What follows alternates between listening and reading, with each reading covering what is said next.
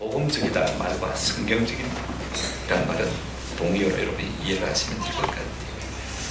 진짜 영적인 사람들은요, 교회에 대한 아주 높은 이상을 가지고 있는 것을 볼 수가 있습니다. 사도 바울은요, 교회란 어떤 곳이 되어야 되냐, 하나님을 향해서 믿음의 역사가 있고 사랑의 수고가 있고 소망의 인내가 있는 교회가 되어야 된다, 그렇게 1장에서 우리에게 말했지 않습니까? 뿐만 아닙니다. 교회는요, 구성은 서로서로가 형제와 자매로 인정하는 대가족이 되어야 된다는 것을 우리가 읽은 부분을 통해서 말해주고 있습니다. 우리 예수님을 통해서 하나님이 우리의 아버지가 되신다면, 우리가 하나님을 아버지로 부르신다면요, 우리 모두는 다 누굽니까? 형제, 자매인 것입니다. 우리가 지난 시간에 생각했습니다만 우리가 다 밑에 속한 사람들 아닙니까? 낮에 속한 사람들입니다만 동시에 우리는 가족에 속한 사람이기도 합니다. 이 사실을 우리가 무엇을 통해서 느낄 수 있냐면 5장 12절 이하를 쭉 보시면요, 형제들아, 형제들아, 형제들아 5번이나 그렇게 우리를 부르고 있는 것을 볼 수가 있습니다. 그러므로 여러분, 교회는요, 고립된 교회는 아무도 없어야 되는 것입니다. 은혜에 사각지대에 있는 사람이 없어야 돼. 이것이 진짜 건강한 이상적인 교회 모습인 것입니다. 그런데 우리가 교회 생활을 하면서요, 피할래야 피할 수 없는 3가지 관계가 있습니다. 여러분, 날마다 우리가 함께 모이게 되면 제일 먼저 누구를 만나게 됩니까? 담임 목사를 만나게 되어지고 교회 지도자들을 만나게 되어지지 않습니까? 그만 아닙니다. 우리는 또 좋으나 부저나 그죠? 성도들을 날마다 대면해야 됩니다. 우리가 성도를 만나지 않으면 우리가 어떻게 교회 생활을 할 수 있겠습니까? 나는 내 집에서 내 혼자 신앙생활하겠다. 그건 교회 생활이 아니거든요. 3번째는 뭐냐면 날마다 정직하게 내 자신과 정직하게 만나는 사람만이 진짜로 복된 교회 생활을 할 수가 있는 것입니다. 그래서 사도 바울은 오늘 본문을 통해서 우리가 어떻게 복음적인 교회 생활을 할 것인가, 교회 지도자들과 어떤 관계를 맺고 살 것인가, 까다로운 교인들과 어떻게 잘 지낼 것인가, 나는 나 자신을 어떻게 관리할 것인가, 이 3가지 문제를 말씀하고 있는 것을 볼 수가 있습니다. 이것을 우리가 하나하나 생각하면서 같이 은혜를 받았으면 참 좋겠다 싶고요. 첫째는 우리가 복음적인 교회 생활을 하려면 교회 지도자들과 관계가 참 좋아요. 이분들과 관계를 참 잘해야 돼요. 우리가 교회 생활하면서 가장 어려워하는 부분들이 바로 이런 것을 볼 수가 있습니다. 여러분, 그렇지 않습니까? 교회 지도자와 관계가 원만하면요, 교회 생활이 아주 참 재미가 있어요. 행복해요. 그런데 삐걱해버리고 뭐 틀린 것이 있게 되어지면요, 그야말로 참 힘든 것입니다. 사실 우리가 역사적으로 교회를 보게 되어지면 2가지 부류가 있었던 것을 볼 수가 있습니다. 교권주의 혹은 반교권주의가 있어왔습니다. 오늘날 교회는 이 비성경적인 양극단을 오가며 자라온 것을 보게 되었습니다. 교권주의가 무엇입니까?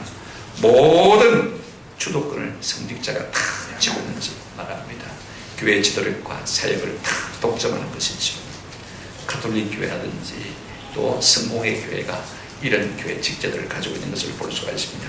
반대로 반교권주의는 뭐냐면요, 그리스도의 몸을 회복하자, 우리가 다 같은 지체가 아니냐, 우리가 다 평등하지 않느냐, 우리가 다 동일한 대제사장이지 않느냐, 이제 그런 데서 출발했습니다만 사실은요, 그래서 나중에 극단으로 치우다 보니까 뭐 성직자가 필요하냐, 무슨 뭐 교회 직분이 필요하냐, 그래서 나중에는 막 우리끼리 설교하고 우리끼리 교회하자, 무교회주의자가 되어서 그렇게 사는 것을 우리가 볼 수가 있습니다. 저는 이런 교회들을 종종 알고 있습니다. 그러나 이는 목자장이신 주님께서 자기 피로 갖추고 세우신 이 양떼를 치는 특권을 목사들에게 혹은 교회 지도자들에게 위임하셨다는 사실을 잘 모르는 데 있는 것입니다. 사도행전 20장 28절을 보게 되어지면 사도 바울이 에베소 교회 장로들을 다 정해놓고 이렇게 말합니다. 여러분은 자기를 위하여 또는 온 양떼를 위하여 삼가라. 성령이 그들 가운데 여러분을 지도자로 감독자로 삼고 하나님이 자기 피로 사신 교회를 보살피게 하십니다. 하나님께서 자기 교회를 돌보시도록 누구를 세웠다고요? 감독자, 목사와 장로를 세우신 것을 볼 수가 있습니다. 그렇다면 우리가 교회 지도자를 어떤 사람으로 알고 어떻게 대할 것인가, 오늘 여러분 12절 한번 보시기 바랍니다. 같이 읽어보실까요? 12절 시작. 형제들아, 우리가 너희에게 구하니 너희 가운데서 수고하고 주 안에서 너희를 다스리며 고난하는 자들을 너희가 알고 이렇게 말하고 있습니다. 그렇다면 교회 지도자들은 어떤 사람입니까? 오늘 본문을 보면 세 가지로 말하고 있는 것을 볼 수가 있습니다. 첫째, 교회 지도자들은 너희 가운데서 많은 자들입니까? 수고하는 자들입니다. 저는 이 말씀을 읽을 때마다 참 감사하고 위로가 되고 도전이 돼요. 누구 한 사람 이 수고를 알아줄까 그랬는데 사도 바울이 알아줬거든요. 얼마나 감사한지 모르겠어요. 어떤 사람들은요, 뭐 초신자들이나 이런 경우가 있습니다만은요, 목사를 주일에만 일하는 사람으로 그렇게 착각하는 경우가 많은 것 같아요. 때로는 별로 할 일도 없으면서 월급만 많이 받고 있는 사람을 생각하는 경우가 종종 있습니다. 근데 사도 바울이 지금 주 안에서 수고하는 자, 코피 아우라는 말을 쓸 때는요, 아주 심한 육체 노동을 하는 사람을 말하는 것입니다. 고군분투한다. 골로새서 1장 28절 29절에 보시면 한번 같이 읽어보실까요? 29절 한번 읽어보시죠. 29절 그 다음 절 시작. 이를 위하여 나도 내 속에서 능력으로 역사하시는 이의 역사를 따라 힘을 다하여 마음으로 수고하더라. 성령께서 자꾸 감화하시는 거예요. 감동하시는 거예요. 실수가 없는 거예요. 밀어붙이니까. 그래서 성령의 감동을 따라서 나도 만다고요. 힘을 다하여 만다 수고한다. 이런 사람들이 교역자들이라는 것을 볼 수가 있습니다. 설교 준비든지 예배 인도든지 신방이든지 상담이든지 결혼식과 장례식을 돕는 것이든지 가르치고 양육하는 일이라든지 중보기도하는 일이라든지. 지난 월요일에 우리 이진경 자매가 아침 일찍 입원을 했습니다. 분만실에 제가 가봤는데 아이가 맥박이 떨어지고 조금 힘든 시기 성령 말씀을 읽어주고 간절히 기도하고 돌아왔습니다. 소통이 있거든 연락을 해라. 저녁 때가 돼도 연락이 안 오는 거예요. 맥박은 자꾸 떨어지는데 제가 하루 종일 낑긋거리면서 하나님 앞에 기도했습니다. 6시 넘어서 연락이 돼가지고 확인하니까 너무 힘들어가지고 수술을 하고 아들을 낳았다. 제가 하나님 앞에 섭섭하더라고요. 하나님, 내가 오늘 하루 종일 낑긋거리면서 기도했는데 이렇게 하실 겁니까? 싶은 생각이 들더라고요. 본인은 그걸 아는가 모르는가 모르겠습니다만 섭섭하면 어떡하겠나. 내보다 저들이 더 섭섭할 텐데. 이제 다음 문제로 넘어갑니다. 우리 이민숙 집사님이 이제 수요일이면 암인지 아닌지 결과가 나오는데, 암이라기보다는 림프절에 이 임파선에 전이가 됐는지 아닌지 아주 심각한 문제 아닙니까? 뭐 거기에 전이가 되었으면 끝나는 것이지. 또 낑낑거리기 시작했습니다. 근데 하나님께서 인문이라는 은혜를 주셔서 임파선 23개를 떼가지고 검사를 했는데 다행히 한 개도 안 나왔어요. 암세포가. 할렐루야. 이게 조금 위로가 되더라고요. 제가 왜 이야기를 하냐면요, 사도 바울은 덜 자기 자신을 수고하는 자로 그렇게 생각했어요. 성령께서 수고하도록 자꾸 만들어가지고 그렇게 감동을 주는 거예요. 우리가 그렇게 인정하는 것이 참 좋을 것 같아요. 그 다음에 두 번째 뭐라고 했습니까? 이 교회 이 감독과 장로와 지도자들은 교회를 다스리는 자들이다. 뭐 다스린다고 해서 군림한다는 말이 아닙니다. 위에 있다는 말이 아니고 오히려 아래에 있으면서 섬기는 것입니다. 군림이 아니라 섬김으로, 권위가 아니라 겸손으로, 권세가 아니라 온유함으로 섬기면서 하는 것입니다. 사실 이 앞으로 이 스테인이라는 말은요, 어떤 단어냐면 한번 따라합시다. 앞에 선다, 선두에 선다, 문제가 안 되는 그런 뜻입니다. 여러분 생각해 보십시오. 그런 사람이 진짜 리더인 것입니다. 참 하기 싫어도 짜겠노? 가자 하고 한 사람이 일어서는 어떡합니까? 다른 사람들도 아이고 안 하겠다 못하겠다 하다가도 한 사람이 일어서 나가버리면 어떡합니까? 또 따라 나가잖아요. 이게 다스리는 것입니다. 여기에서 지도력이나 돌봄이라는 단어가 나온 것을 볼 수가 있습니다. 여러분 집에서 자녀를 다스릴 때도 부모들이 마찬가지 아닙니까? 먼저 앞서 나가면 그게 다스립니까? 따라오는 거거든요. 그렇지 않습니까? 이런 사람들이 곧 교회 감독과 장로와 목사다.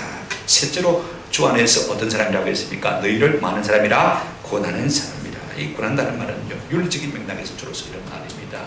무엇이냐면 우리가 하나님 앞에서 말씀대로 바로 살지 못할 때에 책망하고 충고하고 권고하는 사람을 갖다가 우리가 권한다. 이렇게 표현을 쓰고 있지 않습니까? 가르침이라는 단어가 항상 같이 나오는 것을 볼 수가 있습니다. 권사할 때 권자가 바로 여기서 나오는 것이죠. 항상 권하는 것인데 때로는 우리가 권할 때 책망할 수도 있지 않겠습니까? 여러분 책망이 권면이 미워서 얻겠다는 거 아니거든요. 잘 되라고 그러죠. 영원 잘 되라고. 때로는 오해를 받을 때가 많이 있습니다. 때로는 이것 때문에 시험이 될 때도 있습니다만 그럼에도 불구하고 어떻게 됩니까? 권면을 하는 사람들이다. 좋은 말 해주면 참 좋지. 우리나 안 좋은 말을 해도 우리가 귀하게 얘기를 해줬으면 참 좋겠다 싶은 생각이 들어요. 저는 사도 바울이 목회로서 얼마나 많이 수고했는지를 잘 압니다. 그래서 항상 고린도후서 11장 23절 이하의 말씀을 종종 제가 묵상을 해요. 11장 23절 이하를 보시면요, 거기 보면 이렇게 나오는 것을 볼 수가 있습니다. 23절, 그들이 그리스도의 일꾼이나 정신없는 말을 하거니와 나는 더욱 그러하도다. 무엇 때문에 하나님의 신실한 일꾼임을 자기가 변정하느냐면요, 중간에 보시면 한번 더 합시다. 내가 수고를 넘치도록 하고 수고가 이빨 넘쳐서 또가 넘는 수고를 하고 있는 것을 볼 수가 있습니다. 여러분, 우리가 얼마나 많은 명예를 얻고 인기를 얻고 얼마나 큰 배를 타고 얼마나 좋은 자가용을 타고 얼마나 좋은 사택에서 살고 얼마나 많은 사랑을 받고 사는, 이것이 참 하나님의 종을 입증하는 것이 아니고 얼마나 많이 많으냐 수고하느냐, 이것이 참 중요한 것입니다. 선교사니까 얼마나 많이 수고했겠습니까? 27절 보면요, 이런 말씀이 있어요. 저는 항상 도전이 되어져요. 넘겨 보실래요? 27절. 예. 또 수고하고 애쓰고 여러 번 자지 못하고 줄이며 목마르고 여러 번 굶고 춥고 긁었습니다. 저는 여기에 여러 번 자지 못하고, 이 말이 은혜가 되어서 선교사로서 어디 제대로 잘 때가 있었겠습니까? 여러분 생각해보십시오. 제대로 먹을 때가 있겠습니까? 참 많이 수고했죠. 그 다음 말씀이 훨씬 실제적인 도전이 되었습니다. 같이 읽어보실까요? 시작. 이 예에 이런 고사하고 28절 아직도 날마다 내 속에 눌리는 일이 있으니 곧 모든 교회를 위하여 염려하는지라. 누가 아프면 아프고 누가 상하면 상하고 누가 실족하면 나도 실족하게 되는 것이, 이것이 교육자의 고통이고 바쁜 것입니다. 이런 수고를 감당하는 사람들이다, 이렇게 말하고 있습니다. 그렇다면 우리가 저들을 어떻게 대하는 것이 마땅하냐? 오늘 보십시다. 12절 끝에 이런 사람을 너희가 알고, 이렇게 말하고 있습니다. 여러분, 알라는 말은 알아주라는 말입니다. 존중하라라는 말인 것입니다.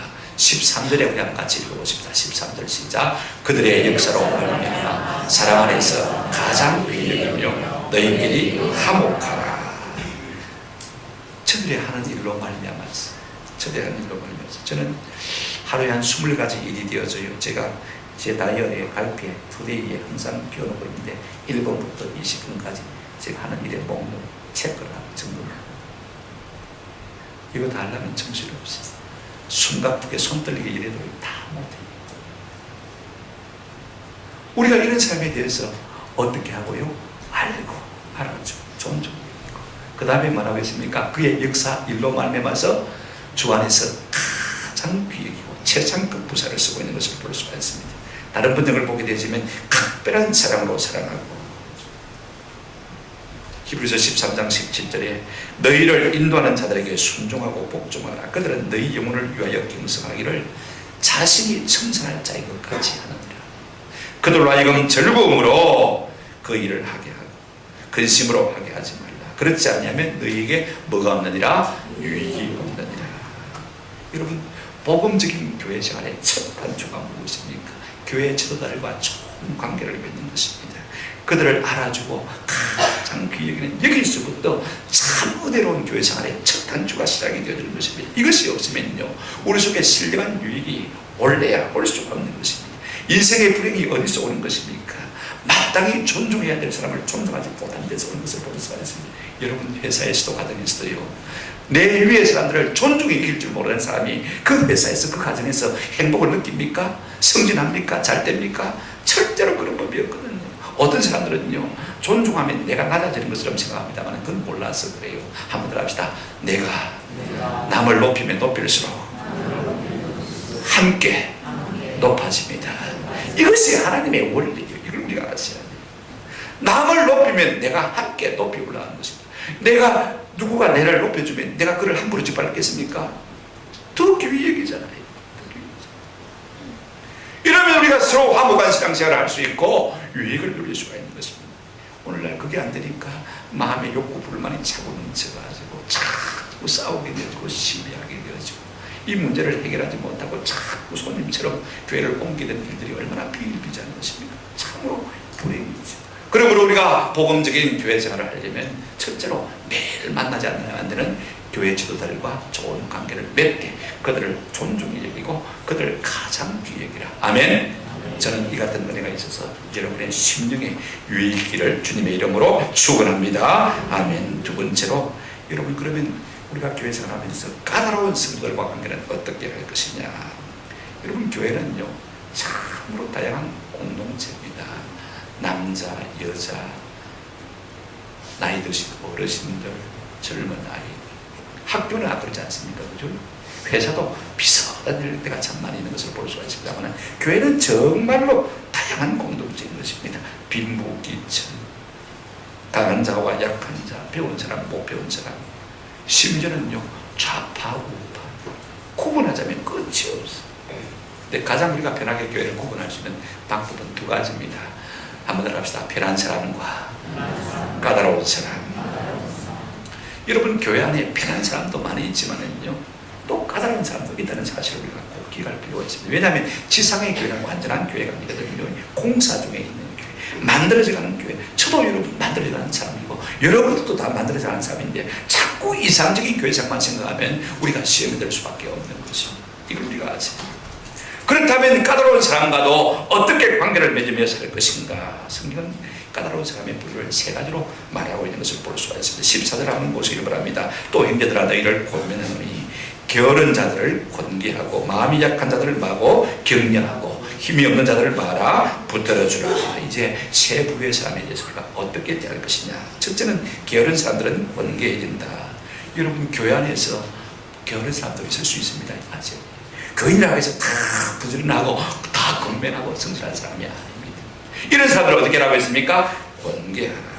이게 이 게으른 사람이라는 것은 규모 없는 사람 말합니다. 사실 군사적인 용어인데 우리가 열과 오를 쫙 맞춰가는데 어떤 사람들은요 자꾸 열과 오에서 이탈하는 사람이 있어요. 다른 거 구경한다고 엉뚱한 거 신경 쓴다고 말입니다. 자꾸 벗어나는 사람, 질서가 없는 사람, 규모가 없는 사람, 이런 사람을 말하는 것입니다. 자꾸 엉뚱한 데로 가려고 하는 이 사람들이 종종 있거든요. 우리가 이런 사람들을 어떻게 입는다고 했습니까? 잘 권면해라, 권계해라, 이렇게 말하고 있는 것을 볼 수가 있습니다. 두 번째, 여러분, 마음이 약한 자들이 있다고 말하고 있습니다. 마음이 약한 자들을 어떻게 하라고요?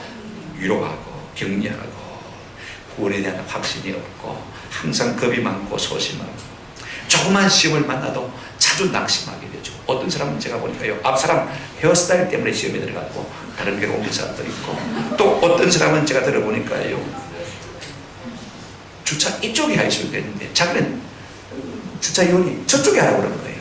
나는 귀엽고 이게 하고 싶은 거예요. 막 기분 나쁘다 싶어서 그 다음 쪽으로 다른 교회 옮길 사람도 있고, 참 약한 사람이 많이 있어. 가난 때문에, 질병 때문에, 내가 만난 문제 때문에, 이혼 때문에, 이별 때문에, 사별 때문에 마음이 약한 자들이 있습니다. 그들을 어떻게 하고요? 격려하고. 약할 수가 있다는 것입니다. 세 번째로, 힘이 없는 자들이 있을 수가 있습니다. 허약한 사람인데 원 의미는 그렇습니다. 성적 자제가 잘 안 되어지는 사람들, 도덕적으로 약간 조금 우리하고 다른 사람들, 심리적으로 약한 사람들, 정신적으로 미약한 사람도 있을 수가 있지 않습니까? 그죠? 저 제주에 뭐 검사장 같은 사람도 있지 않습니까? 그죠? 그런 사람들도 우리가 어떻게 하라고요? 잘 말하고 있습니까? 붙들어주며. 이 붙들어준다는 말은요, 양팔로 감싸 안으라는 말이 되겠습니다. 교회는요, 사람을 포기하자는 곳입니다. 비록 부족하고 연약하고 까다롭고 약한 사람이라고 할지라도, 미켈란젤로가 천지창조로 그림을 그리지 않습니까? 이분이 아주 유명한 말을 했습니다. 내가 무엇보다 먼저 배워야 할 것은 실수하는 사람을 볼 때, 한번 더 합시다, 비웃지 않는 것입니다. 아이들은요, 자기들 가운데 누가 실수하면 막 웃습니다. 그죠? 막 웃습니다. 금방 들통이 납니다. 누가 실수했는지, 왜 실수했는지 들통이 납니다. 이게 아이들 차원. 그러나 성숙한 사람들이 모인 곳에서는요, 누가 실수를 해도 드러나지 않아요. 그것을 눈 감아줄 줄 아는, 이것을 우리가 제일 먼저 배워야 되는 것입니다. 근데 사실 그렇습니다. 내가 어떤 실수를 한 사람을 갖다가 비웃으면요, 나중에 나도 똑똑이란 실수를 하게 되죠. 참 사람이란 게 희한해요. 그래서 14절 끝에 뭐라고 말하고 있습니까? 모든 사람에게 말아 오래 참으라. 편안한 사람뿐만 아니라 다루기 어렵거나 요구사항이 많거나 실망스럽거나 까다롭거나 무리하다고 할지라도, 가령 우리가 점심때 보면요, 애찬시에 밥을 먹는데 젓가락 가지고 있을 수 있는 사람 종종 한 번씩 제가 봅니다. 다 같이 먹는데 어떻게 저렇게 무리할까 싶은 생각이 있어요. 비록 그런 사람이라 할지라도 우리가 어떻게 하라고요? 한번 더 합시다. 오래 참아라. 오래 참아라. 보고도 모른 자 아닙니까? 위에서 기도해야 되는 거예요. 그죠? 왜냐하면 하나님의 속성이 오래 참는 것이거든요. 성령의 열매 가운데 뭐가 있습니까? 오래 참는 거 있잖아요. 사랑은 뭐하고요? 오래 참는 거잖아요. 그죠? 여러분 그렇습니다. 우리가 변하는데 많은 시간이 걸렸던 것처럼 내가 변하는데도 많은 시간이 걸릴 수밖에 없는 것입니다. 그러니 우리가 어떻게 된다고요? 오래 참으라. 가장 중요한 말이 하나 있습니다. 여러분 15절 모든 대인관계에서 우리가 꼭 기억해야 될 말씀입니다. 같이 한번 읽어보실까요? 시작. 삼가 누구에게든지 악으로 악을 갚지 말게 하고 서로 대하든지 모든 사람을 대하든지 항상 선을 따르라. 여러분 성도는요 양입니다. 양이 이리가 되면 교회 안에서 무슨 부조리를 바로잡으려 하다가 악한 사람을 바로잡으려 하다가 내가 그걸 바로잡으려면 어떻게 됩니까? 더 강해야 되죠. 그죠? 더 악해야 그 사람을 이길 수 있는 거 아닙니까? 그죠? 그렇게 하지 말라고 그랬습니다. 어떤 잘못한 사람이든지 내가 그것을 징치하려고 내가 그것을 바로잡으려고 하면 내가 그보다 더 뭐한 사람이 있다고요? 악한 사람이 있다. 로마서 12장 17절부터 21절에 쭉 그런 말씀이 있습니다. 21절에 보면 한번 따라 합시다. 악에게 지지 말고 선으로 악을 이기라. 똑같은 방법으로 갚으려고 하면 내가 그보다 더 악해지지 않으면 갚아줄 수가 없는 것입니다. 이렇게 해서는 우리가 성도의 바른 대인관계 방식이 아니라는 것입니다. 이걸 우리가 아셔야 돼요. 한번 더 합시다. 하나님은 악한 자로 악을 갚게 하십니다. 여러분은 선한 사람이니까 절대로 악에 대해서 그냥 내버려 두셔야 됩니다. 내가 그걸 갚으려고 하고 내가 그걸 징계하려고 하고 내가 판단하려고 하면 더 악한 사람이 되는 것입니다. 그냥 내버려 두시면요 누가 판단하십니까? 하나님께서 판단하실 것이고 그래도 하나님이 안 고치면 더 악한 사람을 들어서 그를 징계하실 것이지 내가 나설 이런 결단과 아닌 것입니다. 그러므로 우리는 모든 성도에 대해서 한번 더 합시다. 선으로 악을 이기라. 아무리 그가 잘못한다 할지라도 내가 그 같은 방식으로 갚아주려고 하면 내가 악한 사람이 될 수밖에 없는 거예요. 하나님이 징계하실 때까지 악한 사람을 통해서 그들을 벌하실 때까지 그냥 내버려 두셔야 되는 것입니다. 이것이 우리가 대인관계에서 교회들과 성도들과의 삶에서 참 두 번째 중요한 단초가 되는 것입니다. 그렇다면 세 번째, 여러분 나 자신과의 관계는 어떻게 할 것이냐 이것이 참 중요합니다. 왜냐하면 대적인 승리가 외적인 승리를 가지고 있는데 사람들은 종종 문제를 만날 때마다 자꾸 남 탓을 합니다. 그죠? 남 탓을 하지 않습니까? 네가 목사가 그랬어 뭐 다른 사람이 그래가지고 교회가 그렇다고 다 탓을 합니다만은요 사실 성숙한 사람들은 그렇게 생각하는 사람이 아무도 없습니다. 모든 문제의 원인은 내게 있고 그 해결책도 누구에 있다고 생각합니까? 자기에게 있다고 생각하는 것입니다. 문제를 생각할 때마다 나는 어떨까? 그 문제 속에서 나를 살펴볼 줄 아는 사람이 성숙한 성도인 거예요. 오늘 보면 우리에게 이렇게 말해주고 있습니다. 항상 기도하라. 쉬지 말고 기도하라. 그 다음에 범사에 감사하라. 여러분 성도는 뭐든지요 꾸준하게 성실하게 하는 것이 참 좋습니다. 우리가 습관을 처음에 들으려면 힘이 듭니다만은요 습관을 들으려면 나중에 그 습관이 내 삶을 이끌어가지 않습니까? 무엇인지 좋은 습관이 참 중요해요. 한번 이기는 습관을 가진 사람은 늘 이깁니다.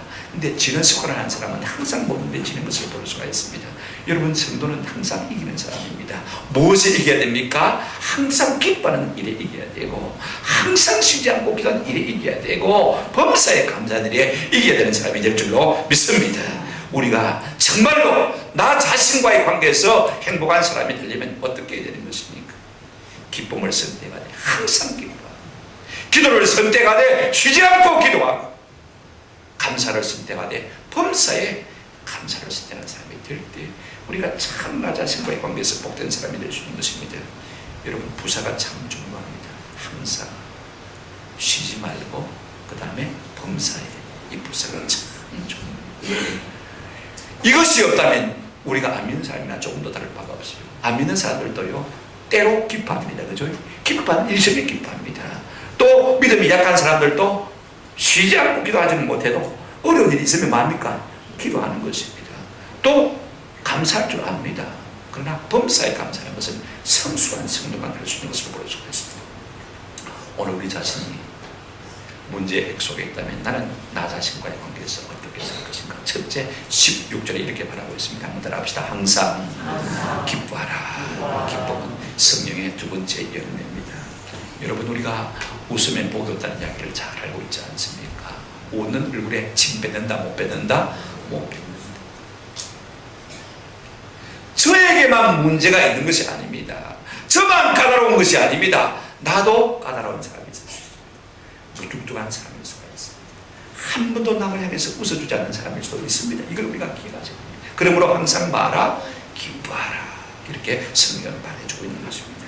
실용주의 철학자 윌리엄 제임스가 우리는 행복하기 때문에 웃는 것이 아니고, 한번 더 합시다. 웃으면 행복해집니다. 여러분, 누구를 만나든지 좀 많이 웃기를 바랍니다. 우리 한국 사람들은 좀 거름하잖아요. 미국 사람들은 만나면 몰라도 하이, 헬로, 하이파이브 얼마나 반가운지, 얼마나 즐거운지. 제가 미국에 수업을 한번 갔는데요. 뭐 한국 사람이 얼떨떨해가지고 긴장을 하고 앉아있을 건지 모르지만 수업 시간 좀 이제 좀 근엄한 표정으로 앉아있었던 것 같아요. 교수가 저를 부르더라고요. 목사님 화나셨느냐고, 내 강의가 마음에 안 드냐고. 아니, 한국 사람 표정이 원래 그러다가 절대 오지 않아요. 내가 다음 시간부터는 계속 웃으면서 앉아있을 테니까 걱정하지 마시라고. 그래서 오해가 풀렸던 적이 있어요. 여러분, 이처럼 그름하게 있으면요, 사람이 내 때문에 화난 줄 알잖아요. 그죠? 우리 모두가 함께 이렇게 좀 항상 기쁜 얼굴로 다른 사람을 대할 수 있기를 바랍니다. 그래야만 다른 사람도 기쁨을 얻지만 먼저 누가 기뻐집니까? 내가 기뻐지는 것입니다. 여러분, 웃는 것이 힘입니다. 한번 더 합시다. 웃는 것이, 기뻐하는 것이 하나님께나 사람에게나 가장 좋은 인사입니다. 하나님도 우리가 기뻐하면 가장 좋아하실 줄로 믿습니다. 사람도 마찬가지인 것입니다. 쉬지 말고 두 번째, 기도하라. 여러분, 기도를 갑이라고 생각하면 힘들죠. 한번 합시다. 기도는 하나님의 품에 안기는 것입니다. 하나님의 품에 안기면 행복해지는 거예요. 모든 걱정이 다 사라지는 거예요. 여러분, 기도는요, 염려의 전혀 다른 방식입니다. 기도는요, 염려의 방식을 바꾸는 것입니다. 우리가 빌립보서 4장 6절 7절 보면 이렇게 말씀하고 있습니다. 아무것도 염려하지 말고 오직 모든 일에 기도와 간구로 너희 구할 것을 하나님께 말하 감사함으로 아뢰라고 했지 않습니까? 다 염려 안 하고 살 수 있는 사람이 아무도 없습니다. 다 걱정거리, 다 염려 있습니다. 그런데 성도들은 이것을 어떻게 바꾸는 사람입니까? 염려를 기도로 바꾸는 사람입니다. 염려를 기도로 바꾼 사람은요, 얼마든지 염려를 이길 수 있습니다. 왜 염려가 나쁘냐면요, 이것이 빠르게 자라거든요. 그 다음에 빠르게 전염되거든요. 내가 염려하면 그 염려가요, 하나에서 10가지로 금방 늘어납니다. 그죠? 그 다음에 내가 염려하면 나만 염려합니까? 주변에서 덩달아 막이 되어집니까? 염려하게 되는 것입니다. 우리는 대인관계에 있어서 내 자신과의 관계가 먼저 우선적으로 참 중요합니다. 내가 만날 징징거리는 사람입니까? 만날 때마다 내 마음속에 염려와 걱정거리를 늘어놓고 있습니까? 처음에는 사람들이 들어주겠지만요, 나중에는 어떻게 하겠습니까? 다 도망가는 것입니다. 그러니까 먼저 내 속에 있는 염려를 말하고요, 기도로서 하나님께 아뢰므로 말미암아 이것들을 이기는 사람으로 살아가면요, 얼마든지 우리가 대인관계에서도 내 자신과의 관계에서도 승리할 수가 있는 것입니다. 그래서 쉬지 말고 기도하라, 그렇게 말씀하시는 것입니다. 마지막 세 번째로 우리가 내 자신과의 관계에서 우리가 어떻게 하기를 힘써야 되겠습니까? 한번 따라합시다. 번사에 감사하라. 감사는 신앙생활의 가장 높은 고봉인 것입니다. 영적 최고봉입니다. 그런다면 감사는요, 형통의 첩격인 것입니다. 하나님께로 나가는 모든 문들이 무엇으로 열려집니까? 감사와 찬양으로 열려지는 것입니다. 감사는요, 모든 문을 여는 마스터 키인 것입니다. 여러분, 인생은 해석입니다. 아무리 어린이를 만나도 여러분 해석하기 나가는 것입니다. 감사가 무엇이냐? 어떤 일을 만나도 좋게 해석하는 삶의 스타일인 것입니다. 아멘? 어떤 일을 만나도 모든 것을 선케 만들어 주실 줄로 믿는 하나님의 섭리를 믿는 믿음 가운데서 이 감사가 나올 수 있는 것입니다. 그러므로 무슨 일을 만나든지 만사형통하리라, 우리가 그렇게 찬송하지 않습니까? 여러분 이 감사를 부리면요 나도 염려가 사라질 것이다. 내 마음이 기쁘고 즐거워집니다. 여러분 대인관계에서도 마찬가지입니다. 내 마음에 감사가 있으면 만나는 사람마다 뭐합니까? 감사합니다. 별로 감사할 일도 없는데 내 보고 감사하다니까 좋아요 안 좋아요? 좋습니다. 어제 김덕규 장로님, 원천교 장로님입니다만 이분이 그렇게 비슷한 어르신 교단에 와가지고 국민들교회 가려만 하셨는데 가슴이 찌하더라고요.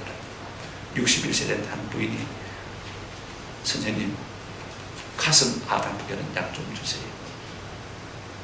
마음을 좀 안 아프게 하는 약을 주세요 그러더랍니다. 물을 여유조차 없어요. 그리고는요 눈물을 하염없이 주르륵주르륵 흘리는데 어떻게 의사 선생님이 할 수가 있습니까? 그래 티슈를 빼가지고 닦아주고 왜 어떻게 해서 마음이 아프십니까? 나중에 쭉 들어보니까 남편이 자기를 버린 거예요. 자기가 할 말이 있습니까? 그래서 그랬대요. 당신처럼 그렇게 기쁨 있고 고상하고 이쁜 부인을 데리고 놔두고 도망갔다면 그 남편은 참 멍청한 바보다. 남편을 대놓고 욕을 막 했대요. 그랬더니 부인이 눈물을 슬슬 닦으면서 위로가 되고 나중에는 약 달라 소리도 안 하고 미소를 짓고 가더랍니다. 4,416km를 하나님께서 그 여인을 위로하기 위해서 자기를 보내셨다고 생각하니까 참 감사가 되더래요. 여러분 제가 말씀드리고 싶은 것은 그것입니다. 내가 감사의 시를 부리게 되면 나도 기쁘지만 다른 사람도 어떡합니까? 제가 이야기를 하다가 말았는데 그래 제가 참 은혜 받았다고 문자를 2줄 딱 보냈습니다. 보냈더니 김덕규 장로는 빽빽하게 보냈어요. 나는 2줄 감사도 했는데 목사님 늘 저를 격려해 주셔서 감사합니다. 쭉쭉쭉 사연을 써가지고 여러분 조금 감사하면 대로 감사하면 말로 온다 안 온다? 온다. 그러니 관계가 좋아질 수 있습니까? 없습니까? 좋아질 수밖에 없는 것입니다. 사람은 세 종류의 사람이 있습니다. 성공하는 사람들은요 한번 들어봅시다. 먼저 주고 나중에 받습니다. 감사도 먼저 줍니다. 위로도 먼저 줍니다. 격려도 먼저 줍니다. 물질도 먼저 줍니다. 사람도 먼저 줍니다. 그리고 나중에 돌려받습니다. 이 사람들이 성공하는 사람이에요. Give and take지. 보통의 사람들은요 한번 들어봅시다. 받고 줍니다. 보통의 사람들입니다. 그러나 늘 실패한 사람은요 한번 들어봅시다. 받고도 주지 않습니다. 감사도 줘야 될 거 아닙니까? 그죠? 이런 사람들은 늘 실패하는 사람입니다. 오늘 내 자신과의 관계에서 여러분 속에 감사가 있다면요 늘 기쁨이 충만할 것입니다. 다른 사람을 위해서 감사할 줄 안다면요 그로 말미암아 참 승무하는 삶으로 나아갈 수밖에 없는 것입니다. 18절에 이렇게 말하고 있습니다. 이것이 그리스도 예수 안에서 너희를 향하신 뭐라고요? 하나님의 뜻이다. 뭐가요? 항상 기뻐하고 쉬지 않고 기도하고 범사에 감사하는 이것이 너희를 향하신 하나님의 뭐라고요? 뜻입니다. 그러니까 우리가 자신을 대할 때는 나는 항상 기뻐하는 사람인가? 나는 쉬지 않고 기도하는 사람인가? 나는 범사에 감사하는 사람인가? 왜 자꾸 남 탓만 해요? 남 탓만 해요. 나도 한번 돌아보라고요. 나도 한번 돌아보라고. 그러면 참으로 복된 교회 생활을 할 수 있는 은혜의 길이 저절로 열려지게 될 줄로 믿습니다. 말씀을 믿습니다. 사람들은요 무엇을 하든지 요즘 사람들은 남의 얘기 안 들을 거예요.